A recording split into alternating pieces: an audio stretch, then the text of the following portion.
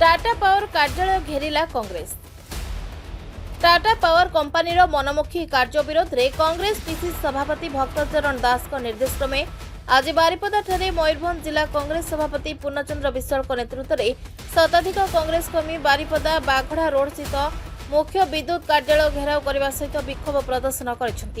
अघोषित विद्युत काट स्मार्ट मीटर जरिया उपभोक्ता मानक शोषण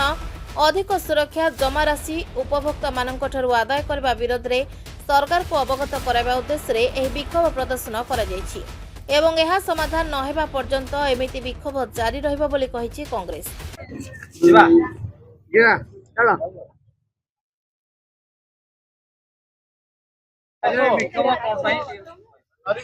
आज प्रदेश कांग्रेस कमिटी डाकरा मयूरभंज कांग्रेस तरफ टाटा पावर ऑफिस आगे विक्षोभ कर कारण हूँ टाटा पावर अत्यधिक बिजुली देह साधारण जनता साधारण उपभोक्ता अत्यधिक प्रहार करुच्ची अत्यधिक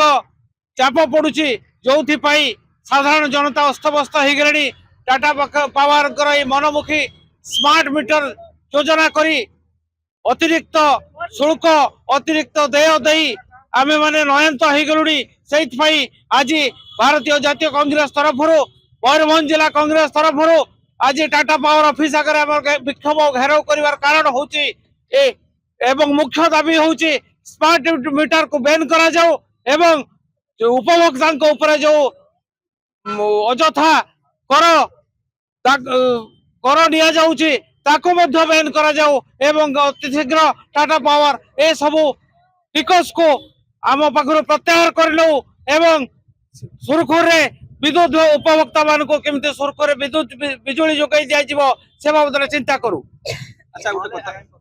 जो 300 यूनिट बिजुली मागणा देवे बोली बीजेपी सरकार कहितले किंतु आज पर्यंत लोक 300 यूनिट बिजुली मागणा पाइना। आज जो विक्षोभ माध्यम आमे जनसाधारण को आह्वान करूचो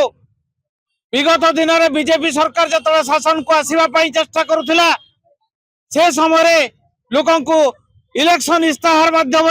से देइथिला 300 यूनिट बिजुली छाड़ करने किंतु एपर्यंत 300 यूनिट बिजुली तो छाड़ कथा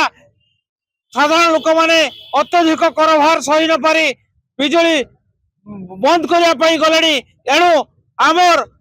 आज आम भारतीय जातीय कांग्रेस दाबी करिबो एवं राजरास्ता को लेब ए 300 यूनिट बिजुली केमती मोहन माझी सरकार आमको देवे से बाबद आमर विक्षोभ आज जारी रहिबो। Bureau report express Odisha.